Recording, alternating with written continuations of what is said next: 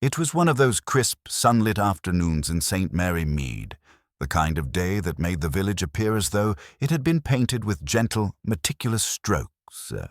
The air carried the faint perfume of early roses and freshly cut grass, mingling with the scent of tea and scones drifting from the open windows of Brook Cottage. Inside, a small gathering of villagers had convened for what was supposed to be an unremarkable spring garden party, hosted by Mrs. Barbara Knight, whose enthusiasm for hosting rivaled only her fondness for gossip. Miss Marple, seated quietly near a cluster of hydrangeas, observed with her usual calm, unobtrusive attention. She wore a modest hat, the brim slightly frayed at the edges, which did little to hide the sparkle in her sharp eyes. In the past, many had underestimated her because of her unassuming demeanor, a mistake she knew well from experience. Today, she had come to enjoy the chatter, and perhaps, she admitted to herself with a private smile, to note the subtle currents of the village's social undercurrents. The first to arrive had been the postmistress, Mrs. Florence Weatherby, a meticulous woman in her late 50s with a habit of adjusting her spectacles every few minutes, as if each movement ensured the world remained properly in order. Mrs. Weatherby carried with her a small, weathered basket containing neatly arranged sandwiches and a collection of local letters she had important matters to deliver later. She greeted the assembled guests with a nod that was courteous but tense, and Miss Marple noted the faint crease of worry along her brow. "Ah, Florence," said Mrs. Knight warmly, "I hope you've managed to catch up on all the village correspondence. We wouldn't want any scandal brewing unnoticed." There was a playful note in her voice, though Miss Marple detected the slight edge of anxiety beneath the surface pleasantries. "Scandal?" Mrs. Weatherby echoed faintly, glancing around the garden. "I do try to ensure nothing escapes notice, at least nothing that requires my attention." She smiled politely, but the corners of her mouth were tight, betraying a flicker of unease. By mid-afternoon, more villagers had arrived. The rector, who adjusted his clerical collar nervously while offering blessings in between polite chatter, young Emily Blackwood, fresh from finishing school, whose wide-eyed curiosity was tempered with an awkward shyness, and Mr. Henry Bradshaw, the local solicitor, who lingered near the refreshments as though considering whether the teacups might conceal more than just Earl Grey. As the sun climbed higher, Miss Marple's keen eyes took in the subtle gestures and fleeting expressions, the way Mrs. Weatherby's hands trembled slightly when arranging her basket, the sharp glance Mr. Bradshaw cast toward the postmistress whenever she moved, and the barely perceptible sigh from Mrs. Knight as she fussed with the tablecloth, as though preoccupied with matters beyond mere hosting. Small details, but in Miss Marple's experience, it was often the smallest detail that led to the largest revelation. The chatter was pleasantly mundane until a sharp cry cut through the hum of conversation. "Oh dear, oh my, this cannot be happening." It came from the direction of the postmistress, who had suddenly dropped the basket she was carrying. Letters fluttered across the lawn like startled birds, some landing on the neatly trimmed hedges, others skidding toward the flower beds. Miss Marple rose slowly, walking with a measured grace toward the scene. Mrs. Weatherby stood frozen, staring at one particular envelope, her fingers trembling as they hovered over it. The paper bore a seal she did not recognize, and when she finally picked it up, her expression went from confusion to horror. This is not for me," she stammered. It's meant for someone else." A hush fell over the garden. Villagers leaned closer, murmuring in disbelief. The envelope was unmarked by address or sender, but the careful script hinted at an importance far beyond ordinary correspondence. The air seemed to thicken, and even the birds seemed to pause their songs in uneasy anticipation. Miss Marple observed silently, noting the postmistress's mounting panic and the ripple of curiosity and unease spreading through the guests. She had seen this before, a small disruption, a seemingly trivial mistake, capable of stirring the entire social equilibrium of a village. and somewhere within that envelope, she suspected, lay the spark of a larger, far more dangerous story. By the time the local constable arrived, summoned by an urgent call from Mrs. Knight, the atmosphere had shifted from leisurely to charged. Faces that had smiled and chatted only moments before were now drawn and wary, each villager instinctively assessing the others. Even the rector's serene composure faltered under the tension as he murmured about the importance of propriety and the consequences of mishandled information. Miss Marple, standing just behind the postmistress, allowed herself a quiet, inward smile. She knew that in this little village, even the simplest error, opening the wrong letter, could unravel secrets long buried. And she, as always, would be watching, listening, and waiting for the truth to reveal itself in the subtle, unmistakable ways that only human nature could betray. By the following morning, St. Mary Mead was buzzing as if the entire village had been electrified overnight. The incident at Brook Cottage, the postmistress opening the wrong letter, had spread like wildfire. Housewives whispered over teacups, shopkeepers exchanged furtive glances behind counters, and even the more reserved villagers, who preferred routine and quiet, found themselves speculating about the contents of the envelope. Miss Marple walked slowly down the high street, nodding politely to acquaintances, but listening more than she spoke. Each remark, each hurried aside, painted a vivid picture of the village's collective imagination. Mrs. Knight had evidently recounted the tale in her usual dramatic flair. You can imagine the very notion of a letter not intended for Florence's hands. What could it contain? Secrets, perhaps, of the most shocking sort? At the grocer's, Mr. Pritchard, a portly man with a penchant for exaggeration, was gesturing wildly as he spoke. I tell you, Mrs. Marple, I heard from my cousin in Lower Hemsley that it might be something scandalous, maybe a confession. Imagine the postmistress discovering such a thing right in her basket. He chuckled nervously, then lowered his voice. Though, of course, I don't think Florence herself could have imagined the danger. Miss Marple's keen eyes flickered toward Mrs. Weatherby herself, who had appeared at the counter clutching her handkerchief. Her movements were precise but visibly constrained, her calm veneer fraying at the edges. Some villagers murmured sympathetically, others exchanged subtle, accusatory glances, the kind that whispered judgment without words.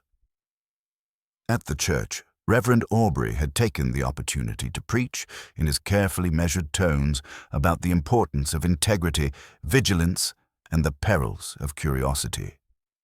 We must remember, he said, eyes scanning the congregation, that even an innocent mistake can lead to consequences unforeseen. One misstep, a careless action, and entire lives may be affected.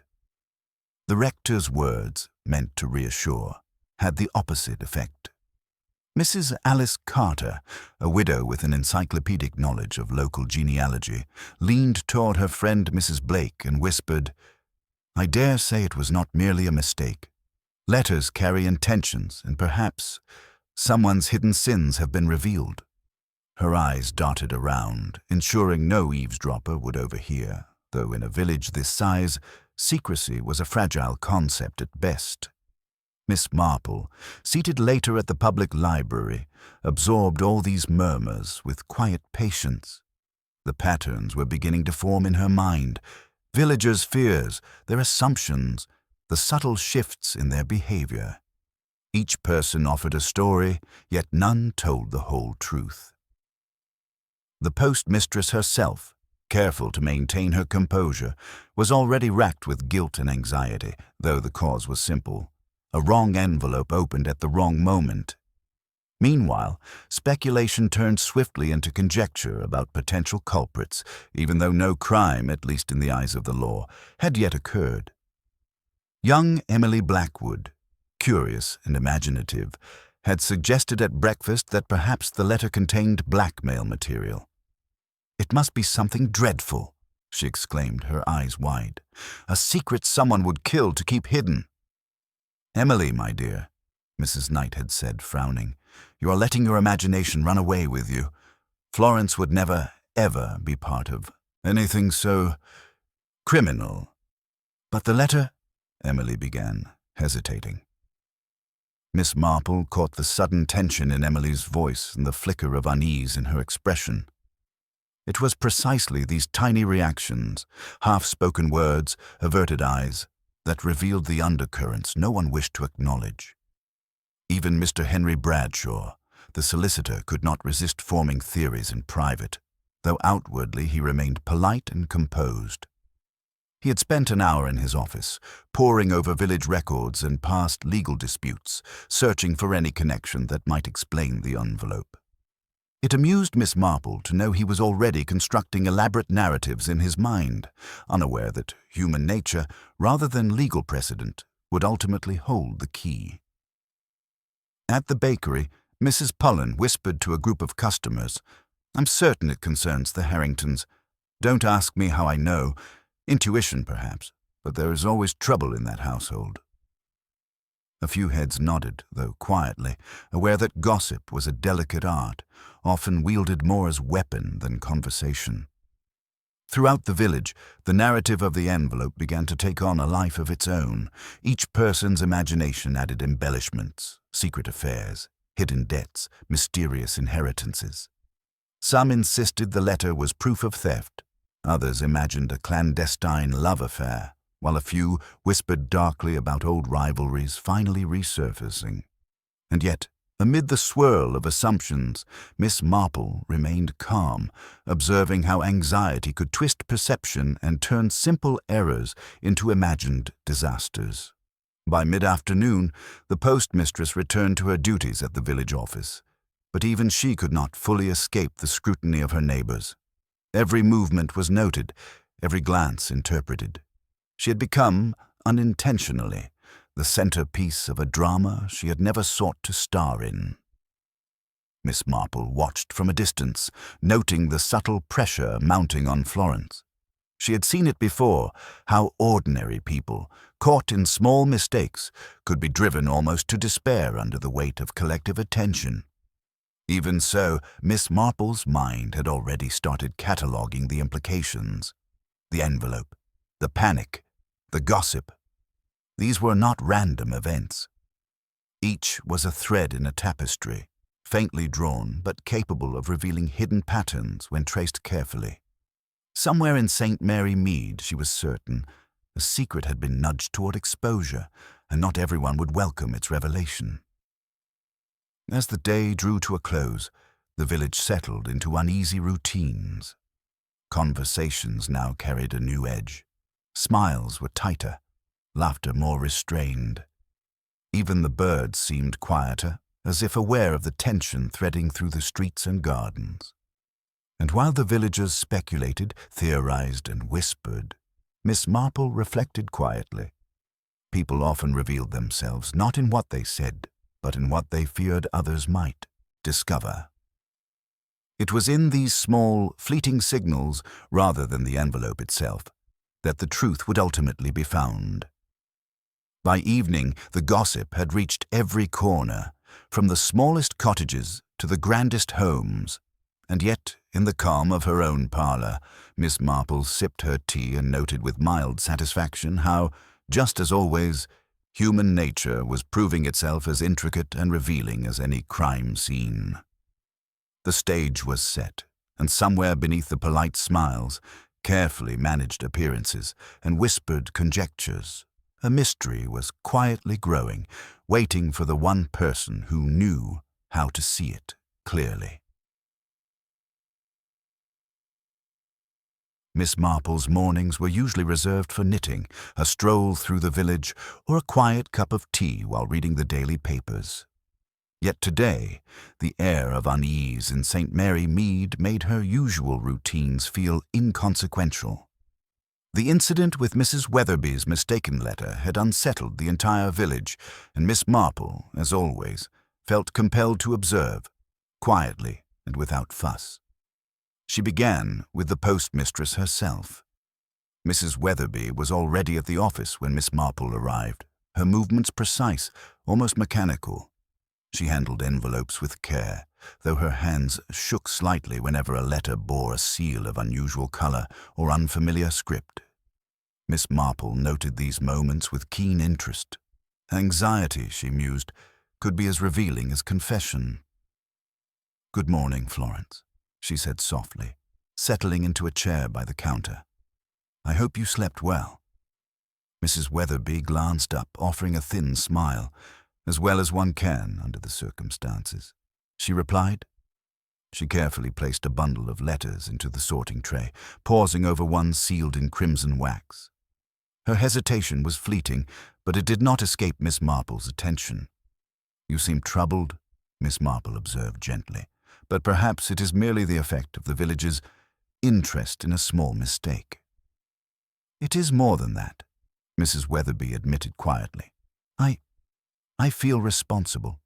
It was just one letter, yet I fear what it may have revealed, or will reveal, once it is known who it was meant for." Miss Marple nodded.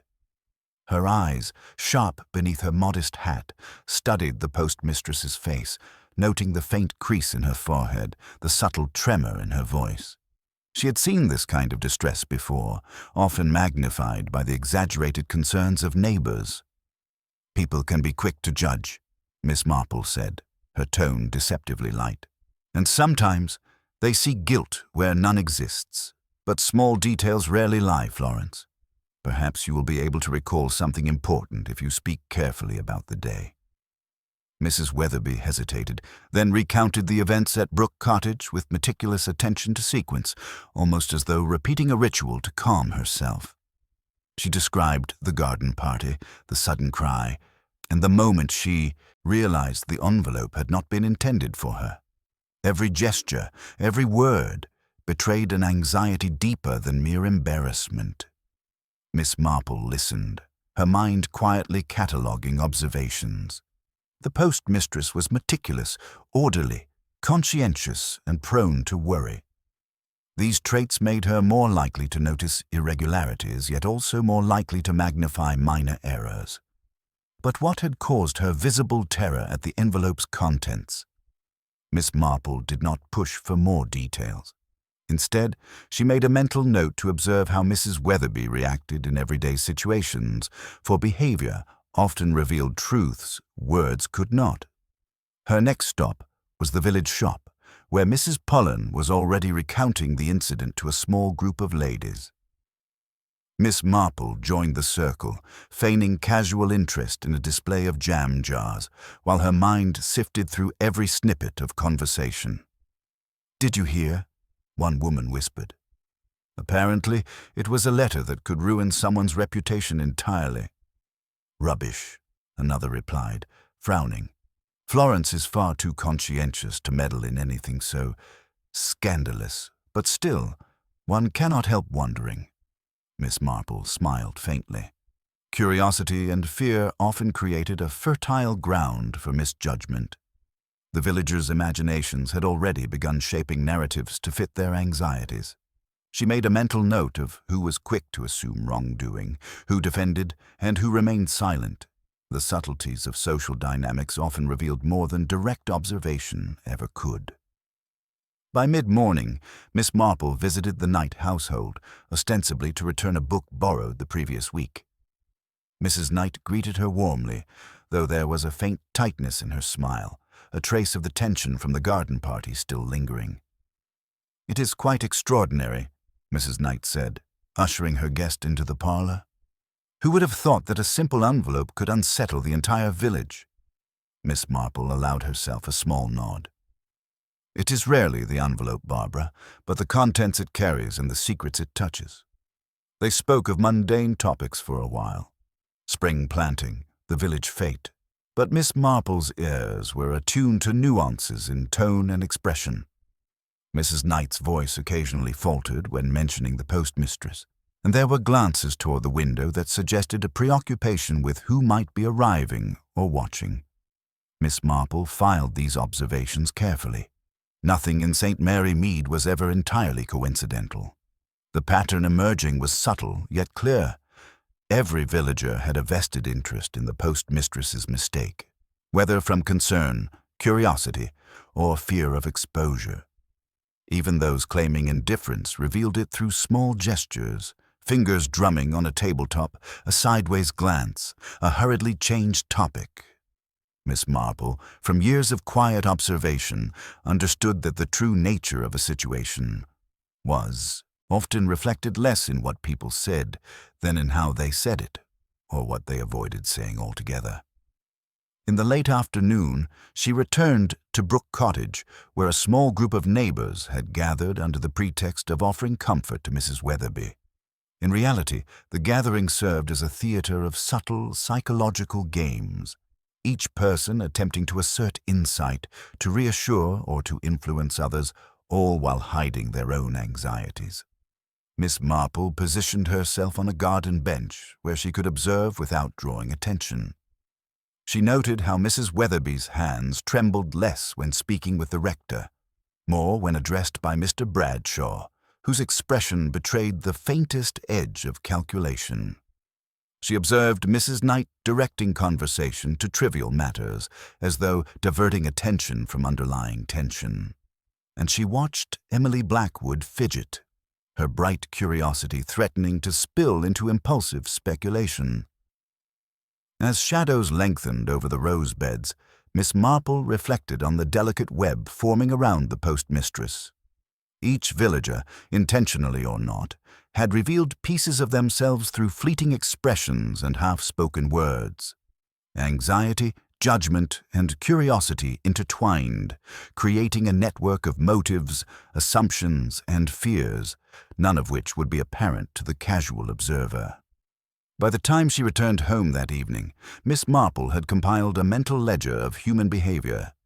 She noted patterns: who reacted with fear, who with indignation, who with feigned calm. Each reaction was a clue, subtle and almost invisible, yet capable of guiding a careful observer toward the truth.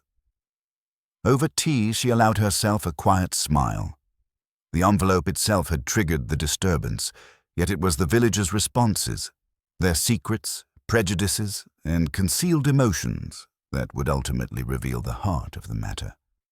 The postmistress's mistake was merely a spark. The fire was composed of human nature in all its intricate, revealing complexity. Miss Marple's investigation had begun, not with interrogations or accusations, but with careful listening and patient observation. She would continue to watch, to note the smallest gestures, and to consider the implications of every fleeting expression. For in St. Mary Mead, she knew, it was not the evidence alone that solved a mystery, but the quiet truths that people inadvertently disclosed about themselves. And thus, the village's collective anxiety became a stage, and Miss Marple, as always, its silent director, orchestrating understanding from the hum of human behavior and the faintest of details, preparing for the day when the hidden secret would reveal itself fully, though only to those patient enough to see it clearly. The morning after the first days of speculation, Miss Marple found herself once again at the village post office, ostensibly to collect her own letters, but in truth to observe the subtle currents rippling beneath the village's polished surface. Mrs. Weatherby greeted her with a forced smile, still tense, her hands unusually pale as she handed over the day's correspondence.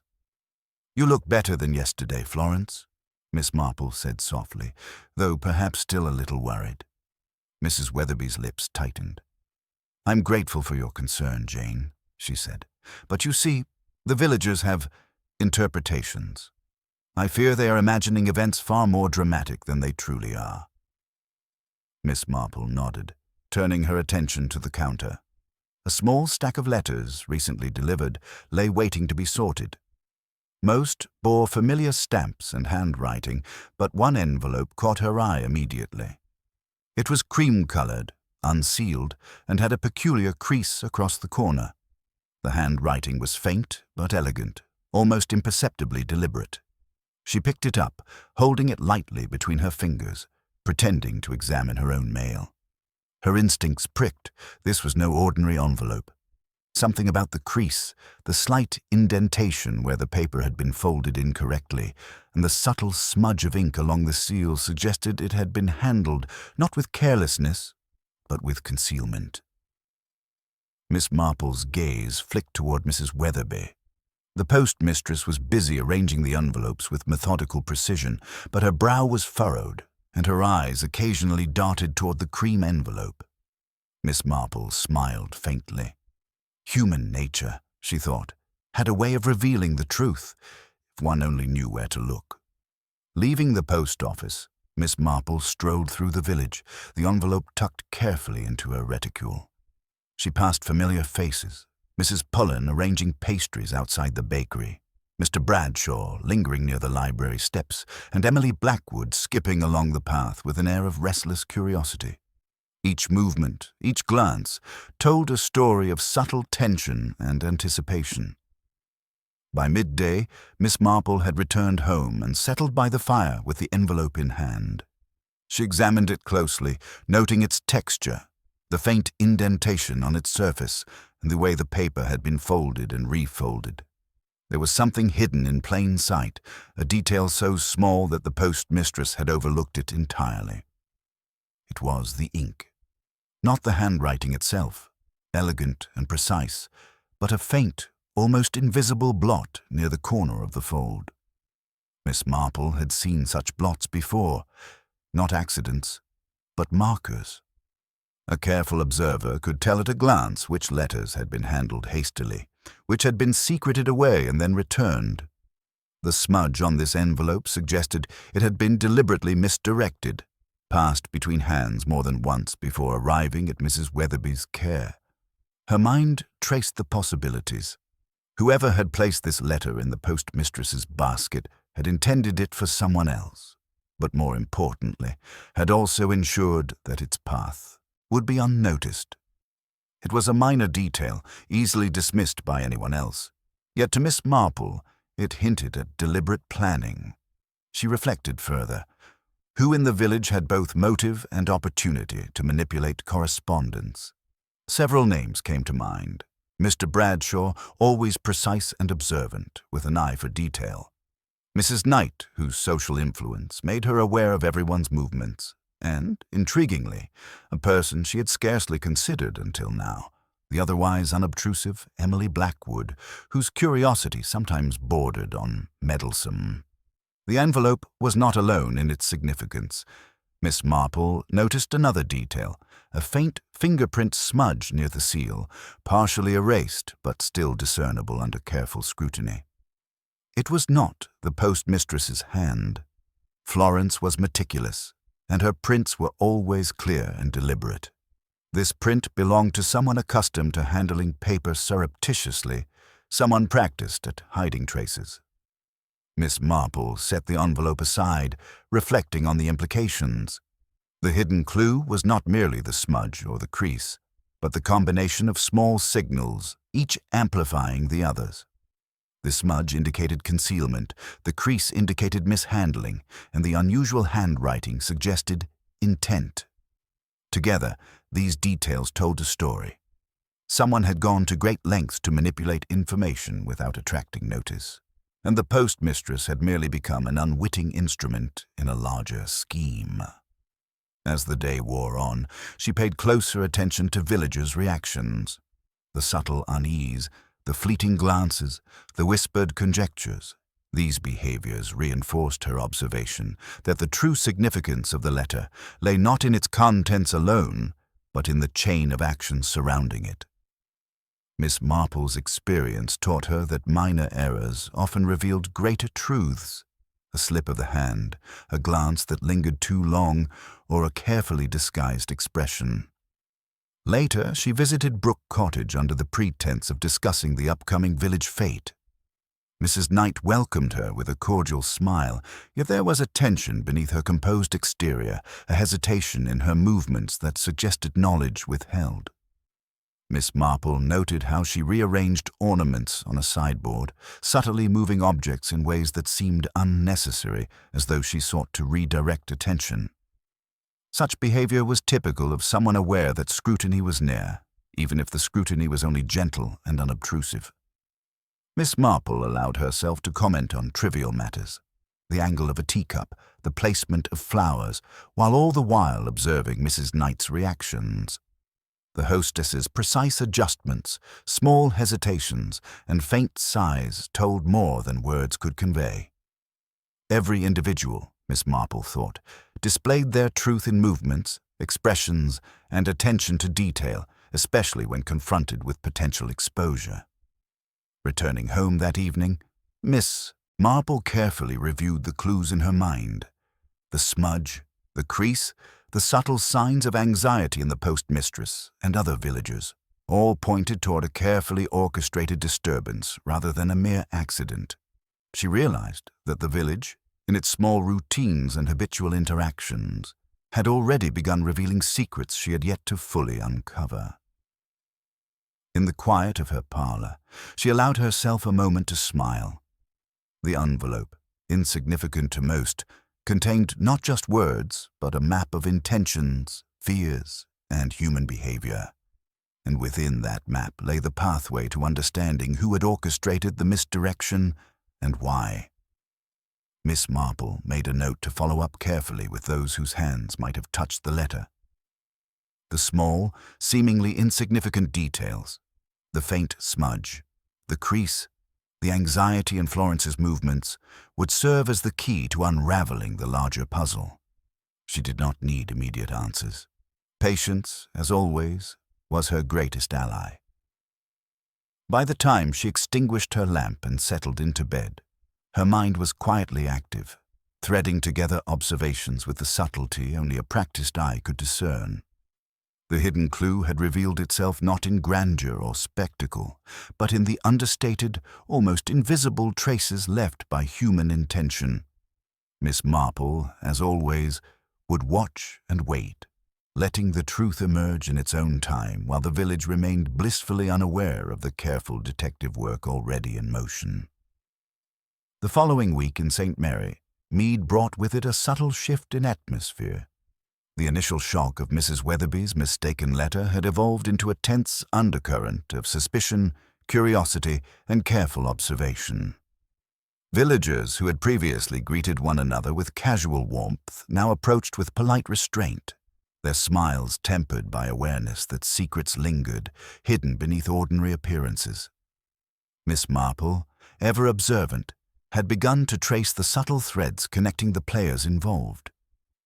She started with Mrs. Knight, who, under the guise of planning the spring fete, had begun to probe gently into villagers' lives. Miss Marple had noticed a flicker of calculation behind her hostess's otherwise cheerful demeanor, particularly when the conversation touched upon family disputes and inheritances. There was nothing overtly sinister in her actions, but to Miss Marple, such careful maneuvering often concealed a deeper motive. Her next visit was to Mr. Henry Bradshaw, the local solicitor. He received her with courteous civility, though his eyes betrayed a restless alertness. He spoke at length about village concerns, but Miss Marple, listening carefully, detected an almost imperceptible emphasis on recent financial matters. She made a mental note. Any interest that lingered on money or property could signal more than mere professional curiosity. Even small details, like his repeated glances at letters on his desk, hinted at anxieties, hidden beneath formal composure. Meanwhile, Emily Blackwood, whose youthful curiosity often veered into indiscretion, had taken to visiting the post office more frequently, ostensibly to inquire about stamps and parcels. Miss Marple, noting her insistence on seeing Florence Weatherby, observed with mild concern. Emily's eagerness was innocent enough, but the intensity of her attention suggested a mind already weaving narratives from partial facts. Young people, Miss Marple knew, often overlooked the complexity of human motives, drawing conclusions that seemed urgent but were incomplete. One afternoon, a subtle confrontation occurred at the village shop. Mrs. Pollen had overheard a whispered conversation between Mr. Bradshaw and Mrs. Knight regarding the envelope, and she, in turn, could not resist sharing a hint of the exchange with her customers. By the time Miss Marple entered the shop, the atmosphere was taut, a careful balance of curiosity and suppressed alarm. Mrs. Pullen, recognizing Miss Marple's discerning eye, leaned closer. "It is quite remarkable, you know," she whispered, glancing around. "Some letters, some people, they reveal far more than one would expect." Miss Marple nodded without comment. She had learned that patience was essential in situations like these. Gossip, when left unchecked, could provoke panic, but when observed with quiet attention, it revealed human nature in its most revealing form. Later, she returned to Brook Cottage, where Mrs. Knight had arranged a small gathering under the pretext of discussing the fate. Guests arrived in polite succession: the rector, Mr. Bradshaw, Mrs. Weatherby, and a few other familiar faces. Miss Marple noticed the subtle tension among them, the furtive glances, the slight stiffening of posture, the brief pauses before responses. Each was a thread in the tapestry she sought to unravel. During the gathering, Mrs. Knight raised the topic of village correspondence in an innocuous tone. "It is remarkable," she said lightly, "how even the smallest message can stir concern." She smiled, but there was a faint shadow in her eyes, as if she were aware of implications others had yet to grasp. Mr. Bradshaw, adjusting his spectacles, responded carefully. "Indeed, one must always consider the ramifications of a misdirected communication. In the wrong hands, even a trivial matter may become complicated." His emphasis on the last word drew Miss Marple's attention. Subtle, deliberate inflection often marked the contours of concealed truth. Mrs. Weatherby, fidgeting with her gloves, spoke quietly. "I assure you, no harm was intended. It was merely an error." Yet her voice wavered slightly, betraying the depth of her concern. Miss Marple observed the postmistress's interactions, noting how a combination of conscience and fear could intensify anxiety, particularly when amplified by the village's collective attention. During the conversation, Emily, Blackwood interjected, her tone eager. "But what if the letter revealed something someone wanted hidden? Don't you think we should investigate further?" Her words, innocent though they seemed, carried an implication that had not been voiced openly before. Miss Marple's eyes met Emily's briefly, registering a spark of overzealous curiosity that required careful guidance. The afternoon's gathering became a subtle dance of revelations and concealments. Villagers revealed fragments of personal histories, intentionally or not. Mrs. Knight recounted in passing a disagreement she had once had with the Harrington family over property lines.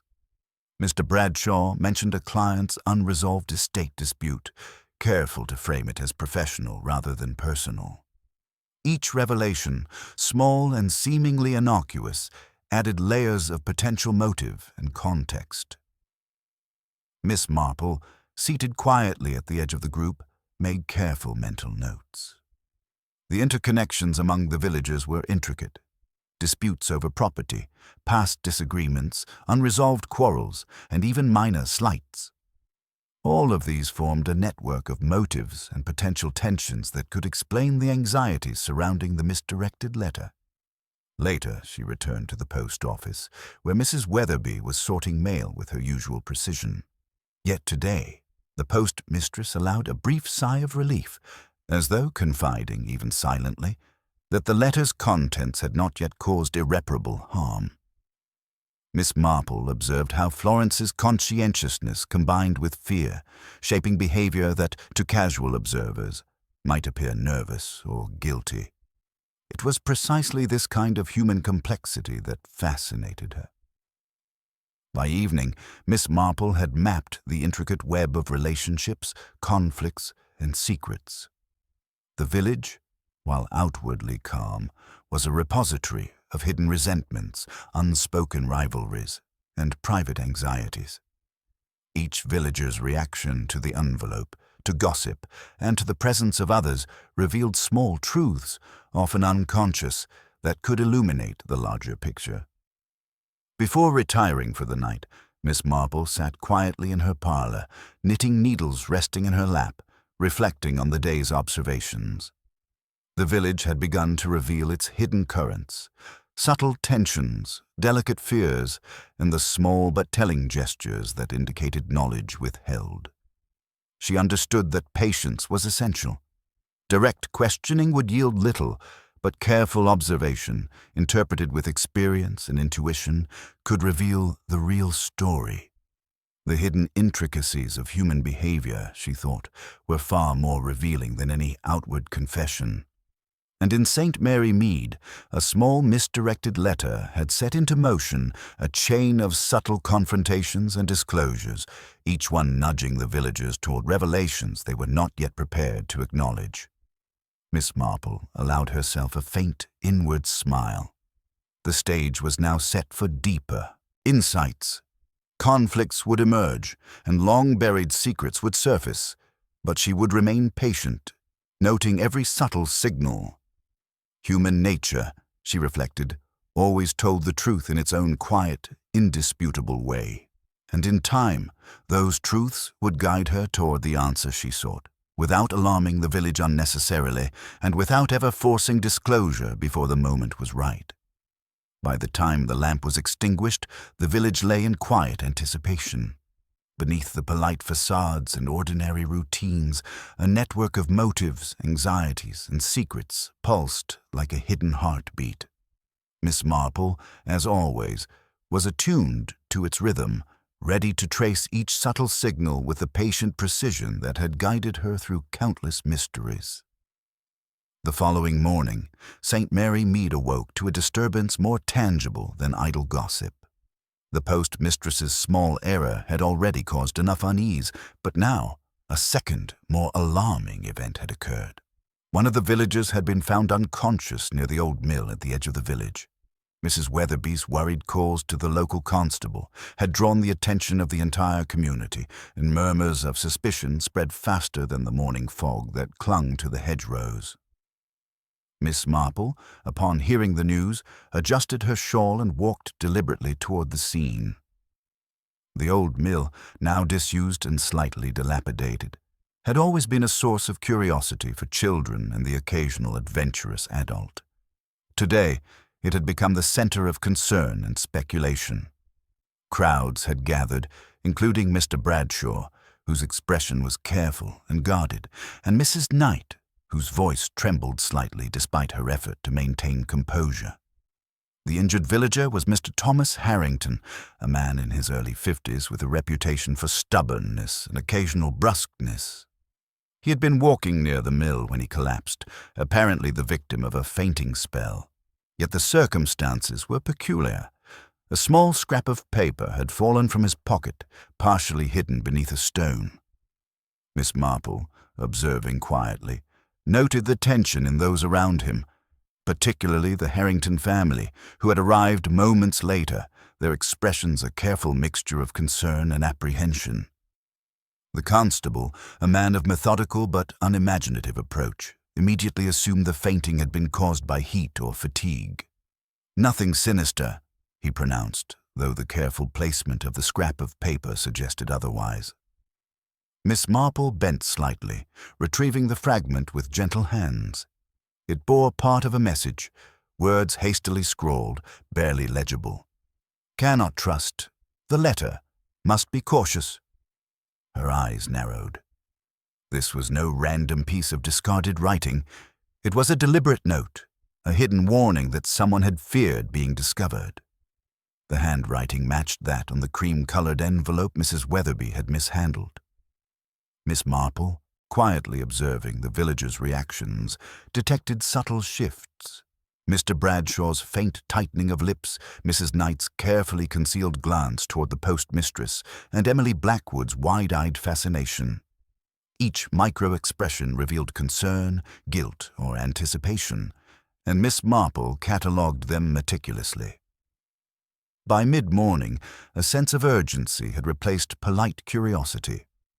The village now understood that the incident with the letter had consequences beyond embarrassment or mild scandal.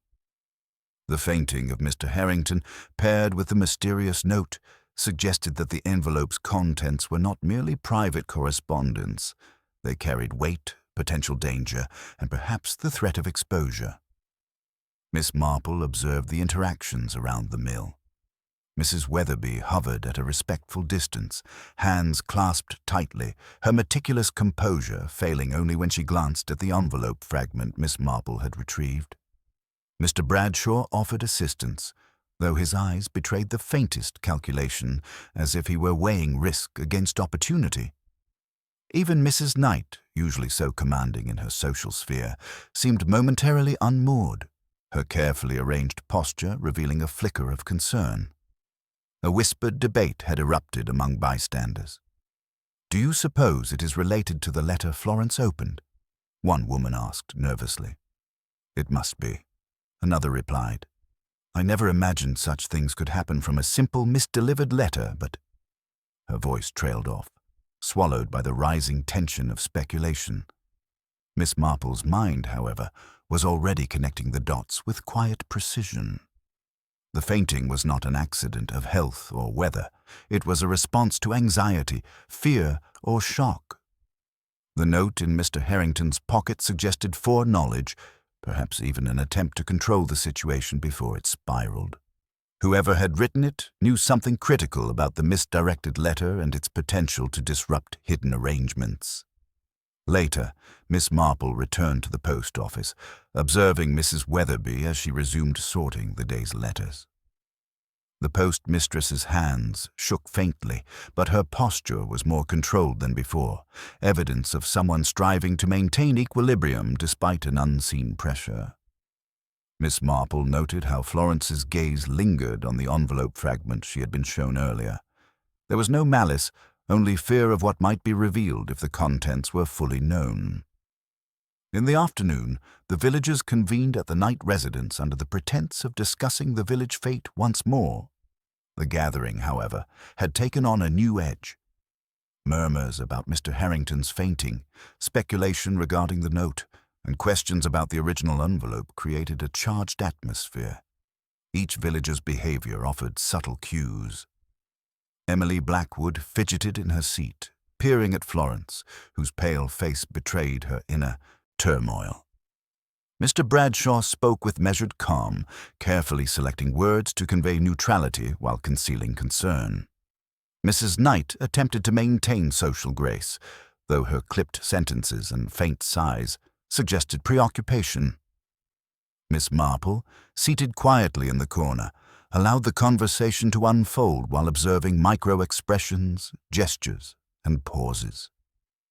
Each small signal revealed something about the participants' true knowledge and fears. Mr. Harrington's fainting had altered the dynamic. What had begun as minor gossip was now a subtle contest of awareness and secrecy. Miss Marple, as always, was poised to discern truth from pretense, while the villagers remained unaware of the quiet scrutiny under which they were placed. By evening, it was clear that the second event, the fainting, the note, the renewed tension, had shifted the villagers' perception of the situation. The misdirected envelope was no longer merely an amusing or embarrassing mishap. It had become evidence of deeper currents, hidden resentments, and potential danger. Miss Marple's mind worked quietly, cataloguing each new observation, noting which villagers displayed anxiety, which feigned indifference, and which struggled with suppressed curiosity. The hidden clues she had discovered in the envelope, combined with the fragment of the note now known to exist in Mr. Harrington's pocket, revealed a pattern. Someone had been manipulating correspondence, attempting to exert control over knowledge that, if revealed, could expose secrets long kept in the shadows. And the fainting incident had been a direct consequence of this manipulation, whether by fear, anticipation, or guilt. As darkness fell over St. Mary Mead, Miss Marple sat in her parlour, reflecting on the day's revelations. The village, outwardly calm and polite, concealed a tangle of anxiety, deception, and unspoken truths. The second event had shifted the focus, emphasizing that the misdirected letter was a catalyst, not an isolated incident. The true complexity of human behavior had begun to surface. Fear, anticipation, and the instinct to conceal mistakes could create disturbances far larger than anyone imagined. Miss Marple's inward smile was quiet but confident. She understood that the next steps of her observation would be critical. The fainting incident, the fragmentary note, and the envelope's subtle indicators all pointed to a hidden hand carefully orchestrating events. By tracing behavior, observing reactions, and noting seemingly trivial details, she would gradually untangle the web that now ensnared the village. The stage, Miss Marple realized, was set for revelations that would require patience, subtlety, and keen insight, and as the lamplight flickered over her knitting needles, she reflected on the familiar truth. In St. Mary Mead, human nature, predictable, revealing, and occasionally dangerous, was always the key to understanding a mystery. The twist had arrived, complicating matters and reshaping expectations. Yet Miss Marple, composed and attentive, remained confident. By carefully noting reactions, observing gestures, and considering motives, she would discern the truth concealed behind fear, rumor, and misdirection. And, as always, the human subtleties would speak far louder than words or assumptions. The morning after Mr. Harrington's fainting, Miss Marple rose with her usual calm, her mind quietly organizing the intricate threads she had observed over the past week. St. Mary Mead was a village alive with subtle signals, minute gestures, and whispered conjectures, and it was these small, human details she had followed patiently, recording them with the precision of one accustomed to noticing what others overlooked. She resolved that the time had come for a careful, subtle test, one designed not to alarm the villagers, but to allow her to observe how a particular individual would react under circumstances lightly manipulated. The target, she decided, would be Mrs. Knight. Though outwardly composed and polite, Mrs. Knight had shown micro-expressions, gestures, and carefully controlled behaviors that suggested knowledge she had not revealed. Miss Marple invited Mrs. Knight to her parlor under the pretext of tea and discussion regarding the village fete. Mrs. Knight arrived punctually, her demeanor flawless, yet her eyes flickered ever so slightly when Miss Marple casually placed the cream-colored envelope on the table between them. "Barbara," Miss Marple began, her voice gentle, "I was reflecting on the curious events of the past week. One misdirected letter, a fainting spell, and a fragment of a note. It seems almost a series of coincidences, does it not?" She tapped the envelope lightly, letting it shift ever so slightly toward Mrs. Knight, careful not to imply accusation. Mrs. Knight's eyes widened imperceptibly, and her hands rested lightly on her lap, avoiding the envelope. Her composure remained, yet a faint tension ran along her jawline, a subtle rigidity in her shoulders. Miss Marple noted these signals with the quiet precision of long practice. "Coincidences," Mrs. Knight replied, her tone light but deliberate. "Sometimes, Jane, small events do lead to larger disturbances, but the village has always been full of minor dramas. It is hardly surprising that a single letter could create concern." Miss Marple smiled faintly. "Yes. Yet some dramas have origins beyond mere happenstance. A letter can be misdirected by accident, or by design, and one can never know which is the case without careful observation." She allowed the statement to hang in the air, neutral in tone though strategically placed. Barbara Knight's hands flexed slightly in her lap, betraying a brief, almost imperceptible impulse to adjust her posture. Miss Marple noticed this. A small but telling reaction, the kind that spoke louder than words. Mrs. Knight's mind was already assessing her own behavior, calculating how much she could reveal and how much to conceal. "Indeed," Mrs. Knight said, a slight tremor in her voice she seemed to suppress immediately. "But surely we cannot infer intent without evidence. surely not in a village such as ours. Miss Marple inclined her head, acknowledging the statement without comment. She let the room remain quiet, knowing that a pause, a silence, could provoke reactions more telling than conversation. And indeed, Barbara Knight's eyes shifted rapidly, scanning the parlor and subtly noting exits, gestures, and any objects that might betray the observer's knowledge. "The postmistress, poor Florence," Miss Marple continued lightly, "has had a difficult time with all this attention. She seems anxious about what she has seen, what she has handled, and what she fears others might imagine." She allowed the envelope to catch Mrs. Knight's peripheral vision once more. Barbara's fingers flexed almost imperceptibly, a twitch that was lost to casual observation, but not to Miss Marple. The brief reaction revealed tension, concern, perhaps even guilt, but carefully masked beneath the veneer of civility. Miss Marple's mind catalogued it, noting the minute hesitation and the subtle avoidance of the envelope's full view. "Do you think the villagers are too quick to assume," Miss Marple asked, her tone casual, "that a single mishap indicates something larger?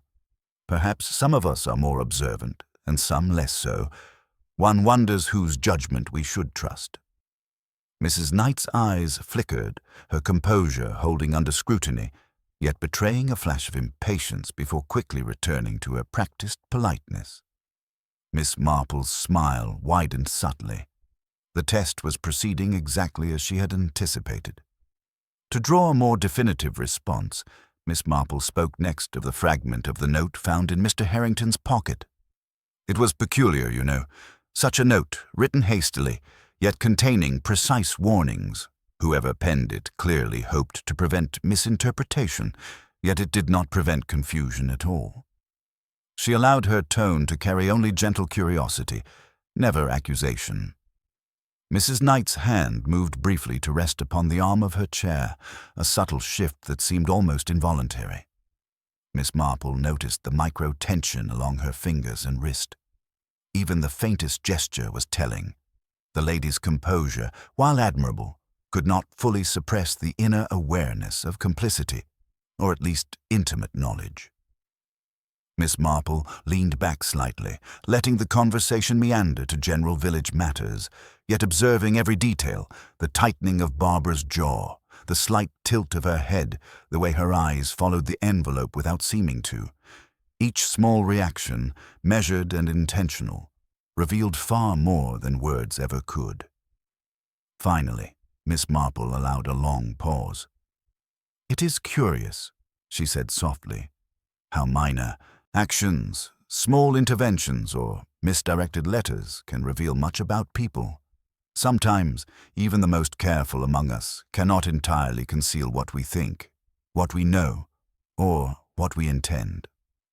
Barbara Knight's fingers flexed once more, this time with slightly more force, a reaction lost to anyone less practiced in reading human behavior. Miss Marple observed with mild satisfaction. The final test had provided precisely the confirmation she required. The careful, polite facade masked awareness, careful manipulation, and deliberate intent. The lady's reactions, fleeting, subtle, yet undeniable, revealed knowledge she had attempted to conceal. The remainder of the visit proceeded without incident. Barbara Knight spoke of the fate, of village routines, of mundane matters, all with polite composure. Yet every now and then Miss Marple caught a flicker of tension, a brief tightening of muscles, a slight avoidance of gaze. The clues, while indirect, were consistent, forming a pattern that would guide Miss Marple toward the ultimate revelation. As Mrs. Knight departed, thanking Miss Marple for her hospitality, she maintained her carefully cultivated poise. Miss Marple, alone in her parlor, allowed herself a faint inward smile. The final test had confirmed her suspicions. Subtle behavioral cues, small gestures, and fleeting micro-expressions had revealed knowledge and intention, even when words and outward demeanor concealed them. By evening, Miss Marple reviewed the observations quietly over her knitting. The village, outwardly calm, was a stage upon which human nature, careful, flawed and revealing, played itself out in miniature dramas.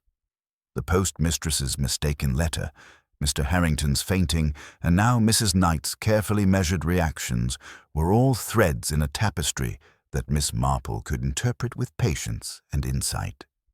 She reflected on the principle that guided her investigations. People reveal their truths not through confession alone, but in the subtleties of their reactions, the hesitations of their speech, and the smallest of gestures.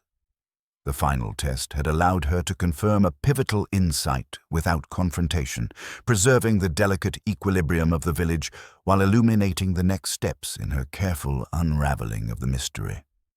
Miss Marple closed her knitting and set it aside. The pieces were in place, and the time for gentle exposure was near. She understood fully the web of secrecy, the hidden anxieties, and the carefully guarded intentions now observable. All that remained was to orchestrate the final revelation, to allow each element, each misdirected letter, each anxious glance, each carefully hidden motive, to fall into its proper place. And as always, she would do so with the quiet precision that had long marked her as St. Mary Mead's most discerning observer of human nature. The following afternoon, Miss Marple invited the key villagers to her parlour under the guise of a small tea-gathering. The room, warm with afternoon light filtering through lace curtains, was the perfect stage for subtle observation and discreet confrontation. Present were Mrs. Knight, Mr. Bradshaw, Mrs. Weatherby, Emily Blackwood, and a few other residents whose curiosity and concern had grown steadily in the past week. Miss Marple served tea with her customary grace, allowing the moment to pass as ordinary conversation fluttered about. Village news, plans for the fete, the spring planting season. She spoke softly, making no accusation, though her observant eyes flicked from one face to another, noting micro-expressions, gestures, and the smallest deviations from composure. Every flick of an eyelid, every tightening of a jaw was a subtle clue. Finally, Miss Marple allowed herself to introduce the subject that had dominated the villagers' thoughts. "I thought it might be worthwhile to reflect on the curious events of the past week," she began, her tone gentle and conversational. "The misdirected letter, Mr. Harrington's fainting, and the fragment of a note discovered afterward, all of these, while seemingly trivial in isolation, form a chain of actions that reveal much about human nature." A brief hush fell over the room. Even the ordinarily lively Emily Blackwood sensed the weight behind Miss Marple's words. Mrs. Weatherby's hands trembled slightly as she clasped her gloves together, though she maintained polite composure. Mr. Bradshaw, as always careful and reserved, watched closely, his eyes calm but alert. Miss Marple gestured casually toward the envelope that had caused so much disturbance. "This letter, handled incorrectly by our postmistress through no fault of her own, appears to have been part of a more deliberate plan. One might assume a single error was the cause of everything, but when we consider human nature and the subtle signs of tension, hesitation, and concern, a clearer picture emerges." She paused, allowing the words to settle in the listeners' minds. Then, in the softest possible manner, she addressed Mrs. Knight directly. "Barbara, there are many who would seek to maintain appearances while quietly ensuring that events unfold in a controlled manner. And yet, even the most careful manipulation leaves traces, small gestures, fleeting reactions, subtle anxieties that the practiced eye can observe." Mrs. Knight's fingers flexed ever so slightly around her teacup. She remained outwardly composed, but Miss Marple had spent a week cataloguing her minor tells, a tightening of the jaw when the envelope appeared, the brief twitch of a shoulder when the fainting incident was mentioned, and the subtle avoidance of the cream-colored letter when first presented. These were not signs of malice, nor were they evidence of violence.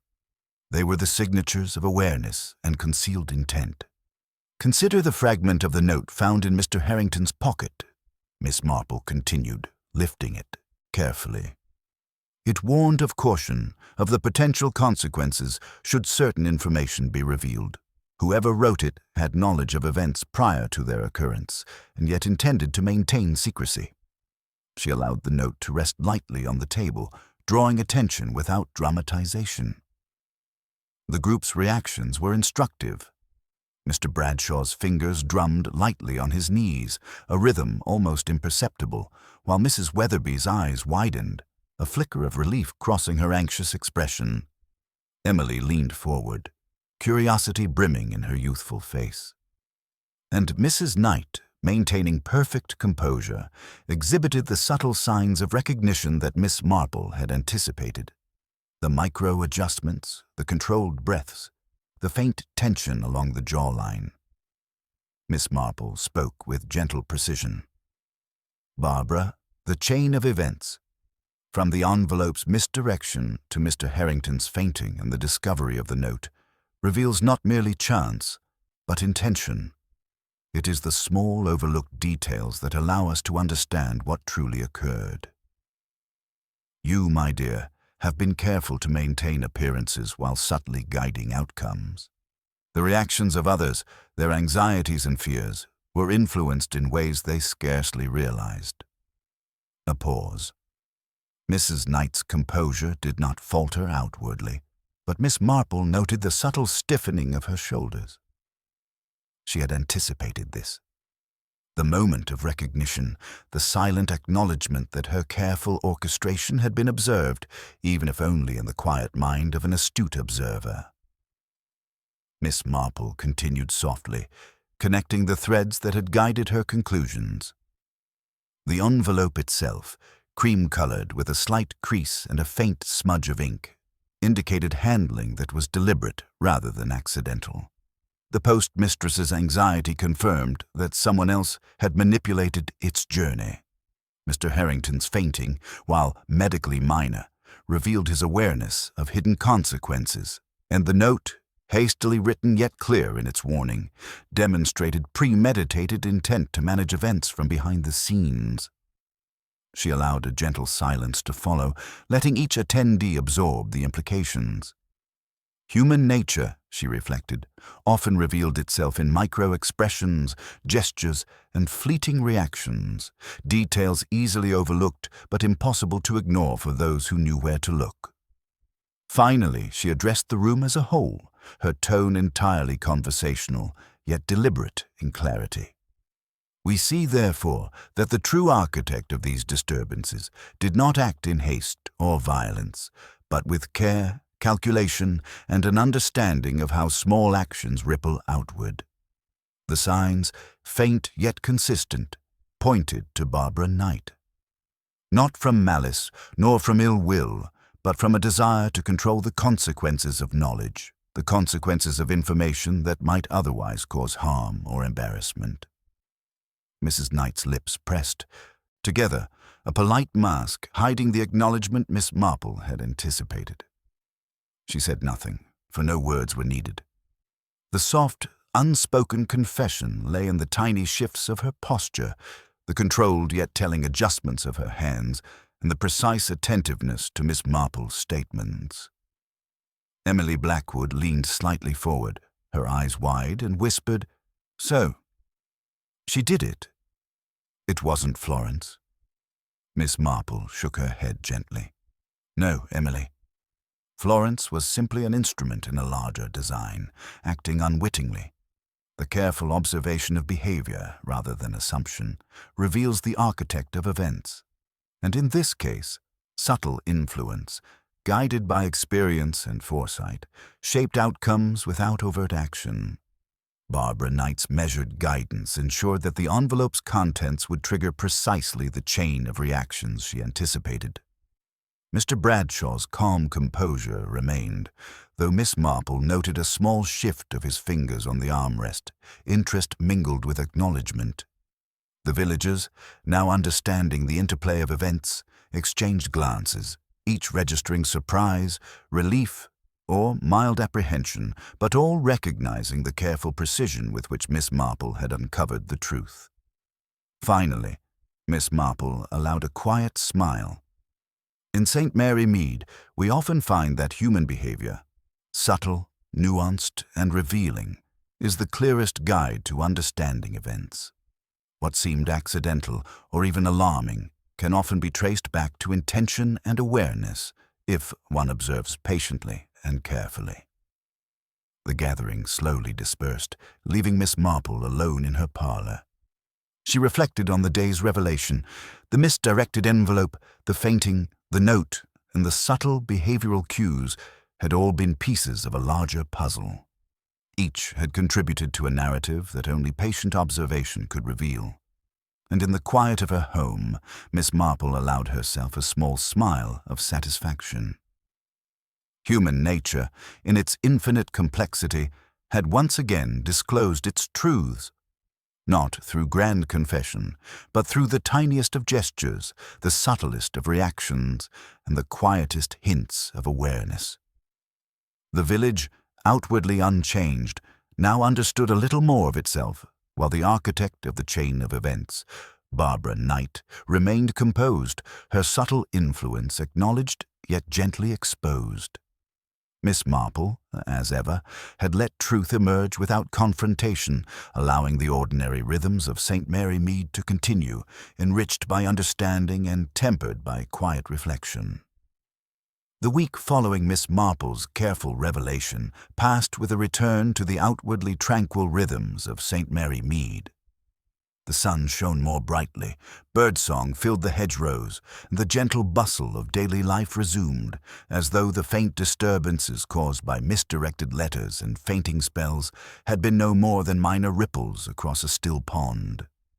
Yet beneath this calm exterior, the village had absorbed a new awareness, a delicate, unspoken knowledge that even the most ordinary actions could carry consequence. Miss Marple herself returned to her routines with quiet satisfaction. Her visits to the post office were now accompanied by small friendly exchanges with Mrs. Weatherby, who, though still slightly anxious, had regained her composure. The postmistress no longer fretted over minor errors, yet she treated each letter with renewed care, perhaps mindful of the lesson imparted by the cream-colored envelope. Miss Marple observed Florence's renewed diligence with a gentle sense of approval. The postmistress's conscientious nature had been preserved rather than punished, and this, to Miss Marple, was as important as uncovering the orchestrator of events. In her parlor, Miss Marple reflected on the subtle truths revealed over the past fortnight. Human nature, she mused, was remarkably consistent. Anxiety, curiosity, and the instinct to conceal or manipulate were present in all who possessed awareness of delicate information. Yet, she noted, these tendencies were rarely malicious in intent. Barbara Knight's careful guidance of events, while technically orchestrated, had been motivated by a desire to manage potential harm and maintain the social equilibrium of the village. Miss Marple, as always, distinguished between intent and outcome, recognizing that even the most calculated actions could emerge from conscientious motives. The villagers themselves adjusted to the post-revelation reality with characteristic resilience. Mr. Bradshaw continued his work as solicitor with unflappable civility, though Miss Marple detected in him a slight wariness when new developments touched on correspondence or property matters. Mrs. Knight resumed her role as social organizer, hosting tea and occasional gatherings, yet her interactions now carried a faint awareness of observation, a subtle, unspoken acknowledgement of the lessons she had learned. Emily Blackwood, curious and bright-eyed, had observed the events with a mixture of fascination and mild apprehension. The young girl now approached Miss Marple with questions not merely about gossip, but about human nature, observation, and understanding. Miss Marple responded patiently, sharing insights about the importance of attentiveness, the significance of small gestures, and the quiet truths that reveal themselves to those who watch closely. Emily listened with rapt attention, absorbing wisdom in ways that promised thoughtful reflection in years to come. Even Mr. Thomas Harrington, who had fainted near the old mill, returned to his routine with characteristic resilience. Though he experienced a slight embarrassment at his weakness, he seemed genuinely grateful that the situation had been clarified without public scandal. Miss Marple, in her subtle way, ensured that he understood his role in the narrative, not as a victim of negligence, but as one whose reactions had illuminated truths otherwise hidden. The village post office, central to the initial disruption, regained its status as a quiet hub of daily life. Letters were delivered and received with the usual care, yet a newfound awareness lingered, both in Florence Weatherby and in the villagers who frequented the office. Each resident, having witnessed the unfolding of hidden motives and subtle manipulation, approached correspondence with a measure of respect for its potential significance. Miss Marple observed these small changes with quiet satisfaction, recognizing that the lessons of the misdirected envelope had achieved more than the immediate resolution. They had subtly reshaped behavior. The fate, long postponed due to the weeks of distraction, proceeded with careful planning. Mrs. Knight, now mindful of human reactions and the potential consequences of minor actions, oversaw the arrangements with understated efficiency. The event, a symbol of communal cooperation, proceeded without incident, attended by villagers whose attention had been gently redirected from speculation to participation. Miss Marple herself attended, seated discreetly near the edge of the gathering, observing the interplay of gestures, smiles, and casual conversation. Human behavior, she noted, was once again predictable, subtle, and revealing in its ordinariness. By mid-afternoon, Miss Marple took a quiet walk through the village, noting the ordinary, serene patterns of life. Children skipping along the lanes, shopkeepers arranging goods with routine precision, and neighbors exchanging greetings that were polite, familiar, and unburdened by anxiety. The disturbances of the previous week, though still vivid in memory, had receded into the background, leaving a village subtly enriched by understanding yet outwardly unchanged. Returning to her parlor at dusk, Miss Marple reflected on the overarching lesson of the events. Human nature, she considered, was a landscape as rich and varied as the village itself. Curiosity, fear, conscientiousness, and the instinct to influence outcomes. These elements, when observed attentively, revealed truths that were otherwise invisible. The faintest gestures, the smallest expressions, and the most delicate reactions could illuminate motivations and intentions in ways that no letter, note, or confession could entirely convey. The cream-colored envelope, now carefully preserved in her writing desk, symbolized not merely the catalyst of disruption, but also the subtle interplay of human observation and understanding. It had revealed not only the orchestrator of events, but also the hidden layers of fear, anxiety, and conscience within the village. Miss Marple considered it a tangible reminder that ordinary objects, when combined with keen observation, could unlock extraordinary insight. As evening descended, Miss Marple's thoughts turned once more to St. Mary Mead's quiet resilience. The village, outwardly unremarkable, had been a stage upon which human nature enacted a drama of subtle manipulations, concealed knowledge, and eventual disclosure. Each resident had been affected in some manner, Florence Weatherby by anxiety, Mrs. Knight by the realization of observation, Mr. Bradshaw by tempered vigilance, Emily Blackwood by curiosity, and Mr. Harrington by embarrassment. Yet all had emerged with dignity intact, their understanding deepened, their behaviors subtly adjusted. Miss Marple settled into her chair by the fire, knitting quietly as dusk turned to night. Her satisfaction was gentle, measured, not from triumph, but from the quiet certainty that human nature had once again revealed itself through subtle, observable patterns. The village had learned indirectly the importance of attentiveness, the consequences of minor actions, and the enduring value of careful observation. Outside, St. Mary Mead continued its gentle rhythms, the lanes bathed in soft lamplight, the air fragrant with spring blossoms. Inside, Miss Marple reflected on the continuity of human behavior, the constancy of curiosity, caution and conscience, and the quiet ways in which these forces shape daily life. The crisis sparked by a misdirected letter had resolved itself not through dramatic confrontation, but through subtle observation, measured deduction, and the patient application of insight into human character. The village would never forget the events of that fortnight, though most would remember them as mere peculiarities. A fainting, a misdelivered letter, a fragment of a warning. Only Miss Marple, with her practiced eye and gentle understanding, knew the full interplay of motives, anxieties, and actions that had shaped those events.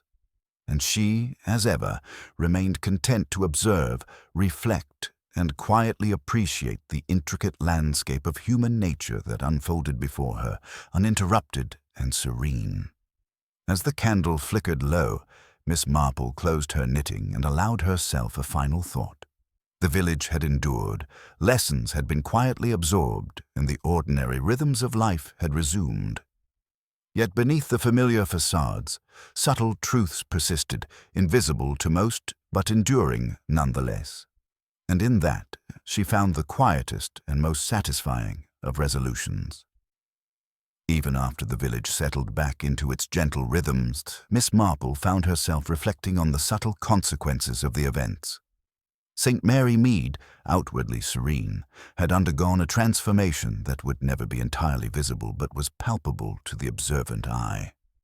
The interplay of secrecy, observation, and human instinct had left traces in the minds and behaviors of those involved, and the village was subtly altered by the experience.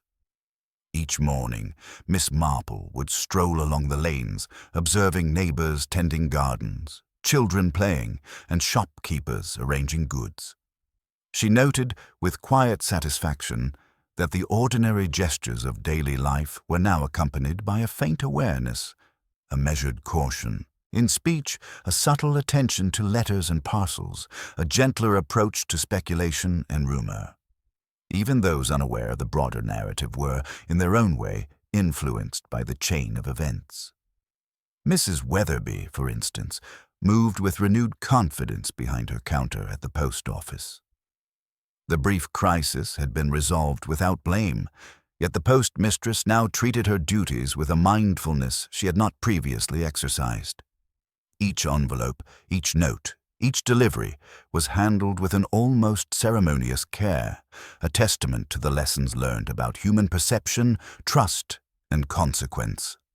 Miss Marple observed these small changes quietly, understanding that Florence's vigilance was both practical and moral, a subtle acknowledgement that responsibility extended beyond mere procedure. Barbara Knight, meanwhile, resumed her social roles with composure, yet Miss Marple detected a subtle shift in her demeanor. The awareness that one's actions, even the most carefully orchestrated, could be observed and interpreted, had left its mark. Barbara's interactions were still polished and socially adept, but her gestures carried the faintest edge of restraint, a measured grace that acknowledged the invisible presence of careful scrutiny. Miss Marple reflected on the paradoxical nature of influence. The power to shape events was always tempered by the awareness that human behavior could betray even the most cautious intentions. Mr. Bradshaw continued his legal work with professional efficiency. Yet Miss Marple noted small, consistent adjustments. Conversations about property, inheritance, or correspondence were now accompanied by heightened attention to detail, a sensitivity to nuance that had not been as pronounced before. The fainting of Mr. Harrington, the note, and the envelope incident had served as a reminder that minor events could reveal profound truths about character, awareness, and discretion. Emily Blackwood, still young but ever perceptive, found herself captivated by the subtle dynamics she had witnessed.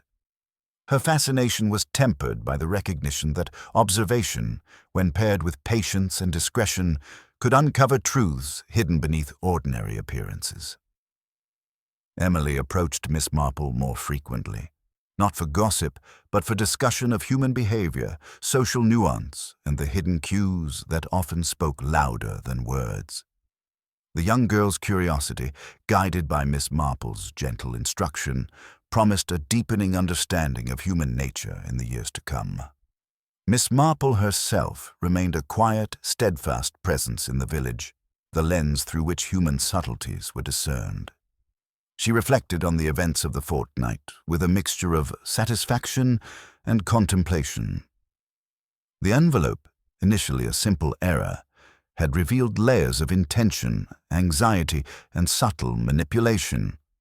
Mr. Harrington's fainting had highlighted the influence of fear and anticipation on physical reactions, and Barbara Knight's orchestrated guidance had demonstrated the delicate balance between social propriety and the management of consequences. Each event, minor or major, contributed to a tapestry of human behavior that Miss Marple could read with the acuity of long experience. The villagers, unaware of the full extent of her observations, continued their lives with varying degrees of awareness. The lessons of subtlety, consequence, and observation were absorbed quietly, influencing behavior in ways both conscious and unconscious.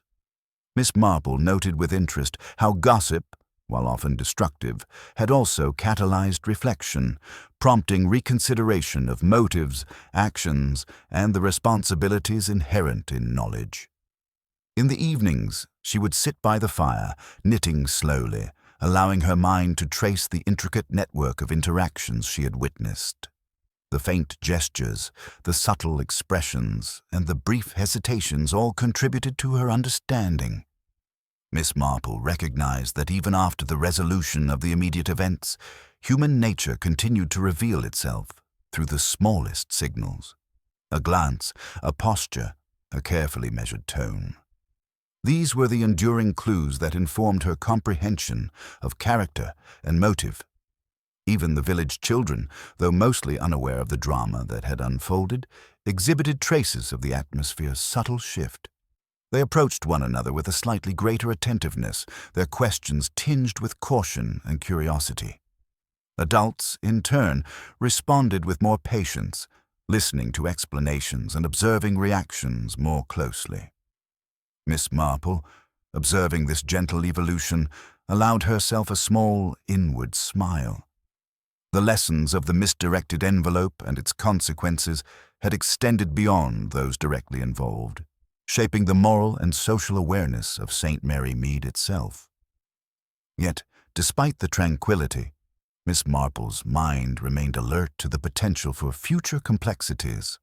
Human nature, she knew, was rarely static. Curiosity, anxiety, and the instinct to manage or conceal information were ever present. The village, though outwardly calm, contained a latent capacity for renewed intrigue, for subtle misjudgments, and for the revelation of secrets long considered secure.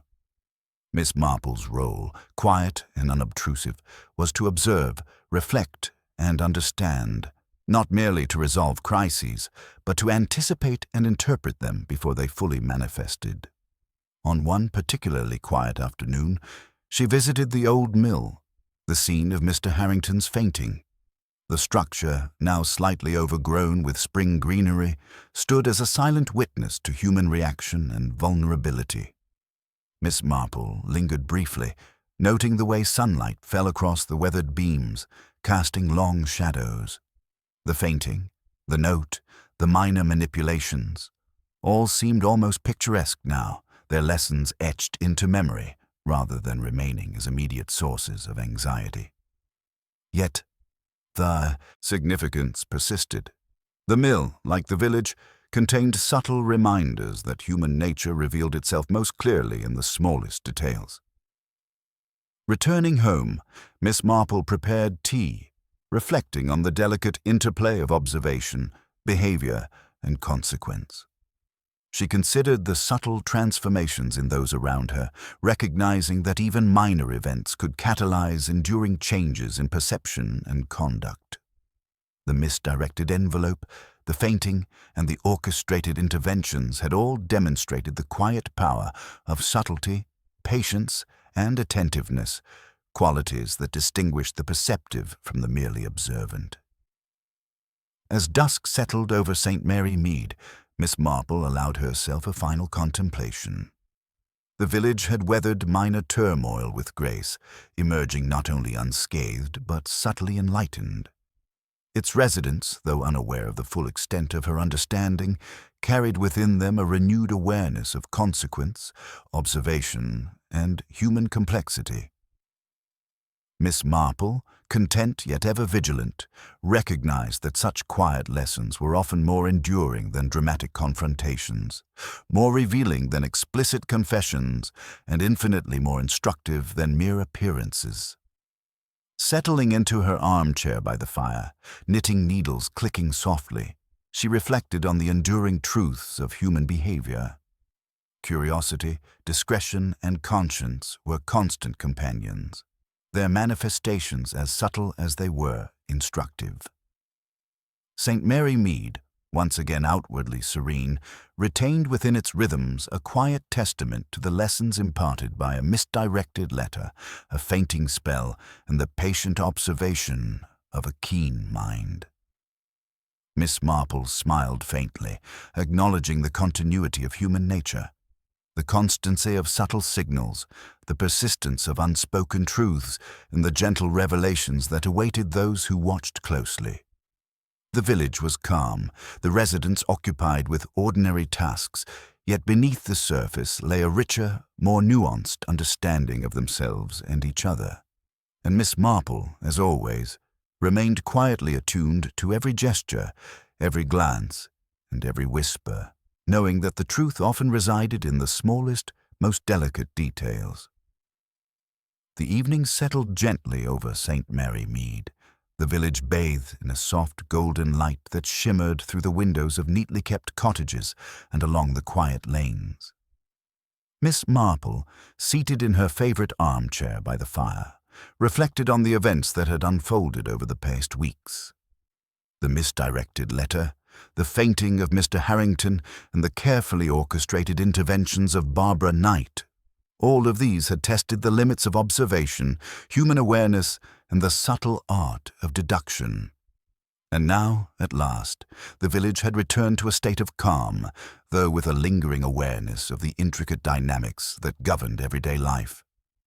Miss Marple allowed her eyes to wander across the room, noting the small, familiar objects that had accompanied her throughout the unfolding of the mystery. The cream-colored envelope, now neatly folded and preserved. Her knitting basket, quietly resting on the side table, and the soft, flickering light of the lamp that cast gentle shadows on the walls. Each item, ordinary yet significant, served as a reminder of the ways in which small details could illuminate larger truth. The post office had resumed its routine hum of activity. Mrs. Weatherby, once anxious and overburdened by fear of error, now handled her letters with measured care and quiet confidence. She greeted the villagers with a polite cheerfulness that betrayed nothing of the nervous tension she had felt during the misdirected letter's brief journey through St. Mary Mead. Miss Marple had observed Florence closely, noting how her composure had been strengthened by experience rather than diminished by embarrassment. Barbara Knight, meanwhile, continued to engage in her social roles with elegance and attention to detail. Yet Miss Marple perceived subtle shifts in her demeanor. Small moments of hesitation, careful consideration of words, and a heightened awareness of gestures that might convey more than she intended. The lady's influence on the village's unfolding drama had been deft and deliberate, yet even the most careful orchestration had left traces detectable to a discerning eye. In this, Miss Marple recognized both the skill and the human vulnerability in the interplay of intention and observation. Mr. Bradshaw's professional life proceeded with measured efficiency. His awareness of the nuances of human behavior, sharpened by recent events, made him an even more attentive observer of social dynamics, property disputes, and the subtleties of communication. Miss Marple noted with quiet satisfaction that the lessons of the week had extended beyond the immediate participants, subtly shaping behaviors and interactions across the village. The fainting incident and the misdirected letter had served as catalysts for reflection, learning, and careful consideration of consequence. Emily Blackwood, curious and perceptive, approached Miss Marple more frequently, her questions probing the complexities of human nature rather than simple gossip. She sought understanding of motives, awareness of subtle signals, and the ways in which behavior revealed hidden truths. Miss Marple encouraged the young girl's inquiry with patience and clarity, imparting lessons about attentiveness, discretion, and the value of quiet observation. Through Emily, the principles that had guided the resolution of the mystery were likely to endure in the village for years to come. The village itself had not changed in appearance, but it had changed in essence. Residents now moved with a slightly heightened consciousness, a subtle attentiveness to gestures, expressions, and unspoken cues. The ordinary routines, shopping at the grocer, tending gardens, walking along familiar paths, were imbued with a quiet mindfulness that had not existed prior to the disturbances. Miss Marple observed these shifts with the knowledge that small, indirect lessons often had more enduring impact than overt instruction or reprimand. She reflected on the role of the misdirected letter, the catalyst that had set events into motion. Though the error itself had been minor, the human reactions it triggered had revealed character, intention, and a network of subtle influences. The letter had tested conscience, judgment, and social awareness, demonstrating that even the simplest objects could carry consequences far beyond their immediate purpose. Miss Marple mused on the irony. What began as a trivial mishap had illuminated the depth and complexity of human nature in ways that no deliberate experiment could achieve. The fainting of Mr. Harrington had similarly served as a revealing incident. Though medically minor, the event exposed anxiety, fear, and anticipation, demonstrating how physical reactions often mirrored the hidden currents of thought and emotion. Miss Marple had observed these cues carefully, cataloging micro-expressions, gestures, and shifts in posture. Such details, she reflected, were far more telling than words or surface appearances, providing a window into the concealed truths of character and intention. Barbara Knight's careful orchestration of events had presented the greatest challenge. Her skill in guiding outcomes without overt action tested both patience and perception. Yet Miss Marple had recognized the subtle signs, the fleeting gestures, the micro-adjustments, the controlled tension that revealed knowledge and intent. Observation, she reflected, was the key. Careful attention to behavior, rather than assumption or coercion, was the path to understanding. Through this, the true architect of the disturbances had been discerned and quietly exposed, allowing the village to resume its rhythm without scandal or overt confrontation. Miss Marple considered the broader lesson. Human nature was intricate, consistent, and revealing. Fear, curiosity, discretion, and intention manifested not only in words, but in gestures, glances, and the smallest of behaviors. The misdirected letter, the fainting, and the note had been instruments through which character and awareness could be observed, tested, and ultimately understood. She reflected on the subtle interplay of cause and effect, the ways in which minor events produced ripples across the social fabric, and the enduring value of patience and careful scrutiny. The evening deepened, and the village quieted beneath the soft glow of lamps and the encroaching night. Miss Marple sat back in her armchair, knitting needles poised, and allowed herself a final thought. St. Mary Mead had endured disruption, had confronted subtle manipulation, and had emerged with a more profound understanding of itself. The ordinary rhythms, unchanged in appearance, now carried with them the imprints of awareness, subtle learning, and human insight. In her own quiet way, Miss Marple recognized the continuity of these lessons. Though the immediate crisis had passed, human nature would continue to reveal itself in gestures, expressions, and interactions that escaped casual notice. Vigilance, attentiveness, and discretion were not merely tools of detection, they were guides to understanding, appreciation, and the gentle management of the intricacies of daily life. As the fire flickered low and shadows lengthened across the room, Miss Marple allowed herself a quiet smile. The village was calm, the crisis resolved, and the lessons of subtle observation and human nature had endured. St. Mary Mead, outwardly unchanged, carried within it a tapestry of insight, restraint, and awareness that would inform the lives of its residents long after the envelope, the fainting, and the note had receded from immediate memory. Miss Marple's gaze lingered on the cream-colored envelope, now safely tucked away. It had been both the cause and the instrument of revelation, a tangible reminder of the power of small events to illuminate the deepest currents of human behavior.